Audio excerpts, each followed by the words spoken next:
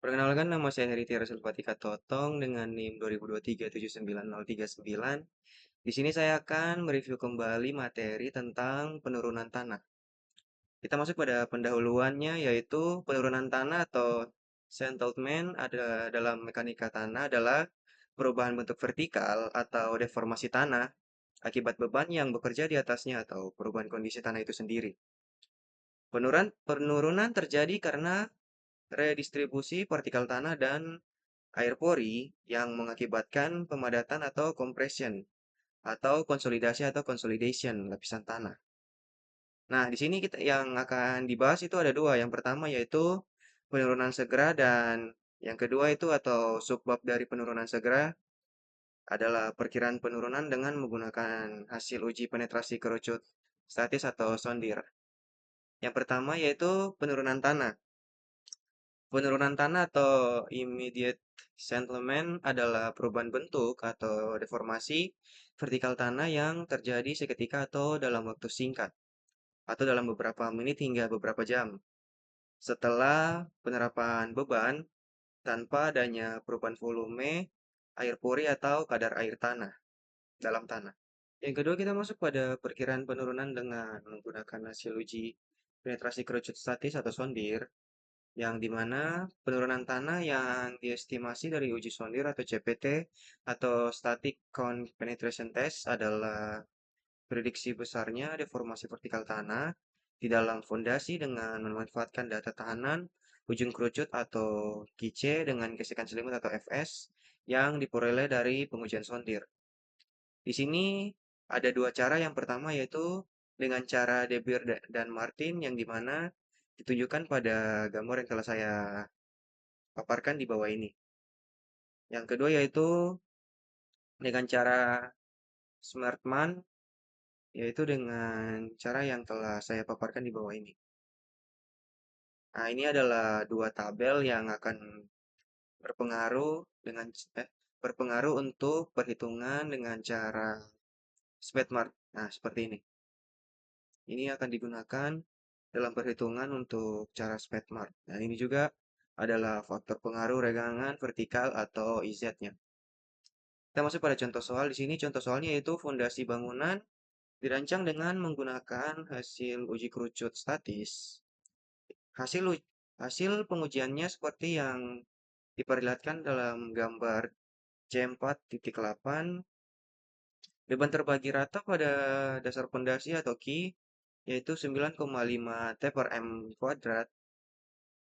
Berdasarkan pengamatan hasil uji kerucut statis, diperkirakan dapat dipakai fondasi bujur sangkar 4,4 meter dikali 4,4 meter dengan kedalaman 1,25 meter.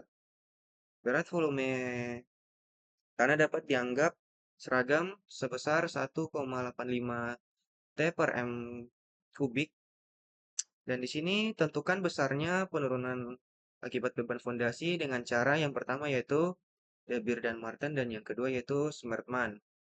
Kita masuk pada penyelesaian. Di sini kita tentukan dulu besar kompresinya yang diperhitungkan. Dan dengan cara mempertimbangkan hasil uji kerucut statis atau pada gambar tersebut ini, lapisan tanah dapat dibagi menjadi 3 lapisan dengan nilai Qc yang diratakan. Nah, pada kedalaman 1 hingga 25 meter, 1,25 hingga 3,60 meter, Qc-nya didapatkan 40 kg per cm persegi. Dan yang kedua untuk kedalaman 3,60 hingga 5 meter, Qc-nya didapatkan 80 kg per cm persegi. Dan yang terakhir yaitu dari 5 meter hingga 5,00 hingga 1,05 meter didapatkan Qc yaitu 150 kg per cm persegi. Yang pertama yaitu kita hitung menggunakan cara De Beer dan Martin. Sini cara penyelesaiannya. Dan ini tabel untuk cara penyelesaian De Beer-nya. Dan dengan cara De Beer kita mendapatkan hasil SI-nya atau hasil dari perhitungannya yaitu 22,6 mm. Di sini kita ubah dari cm ke meter, cm ke milimeter, yaitu dari 2,26 cm kita ubah menjadi 22,6 mm. Yang kedua, dengan cara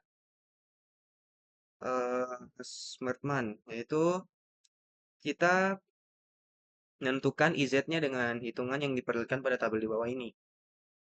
Nah, kita mendapatkan hasil SI-nya atau totalnya yaitu 2 cm.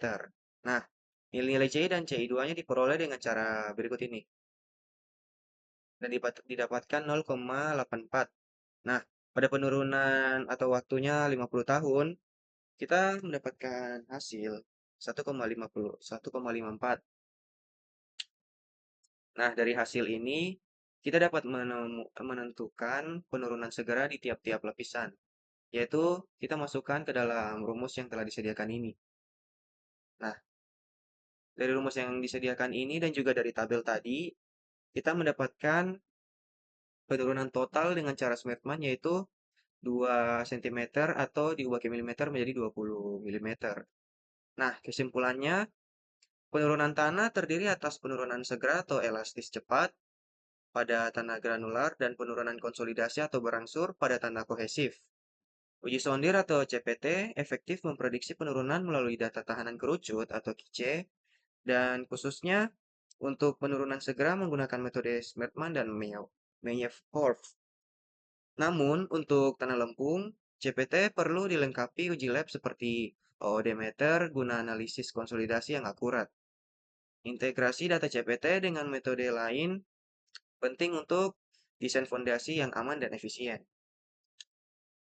Mungkin itu saja yang bisa saya paparkan di sini. Sekian dan terima kasih.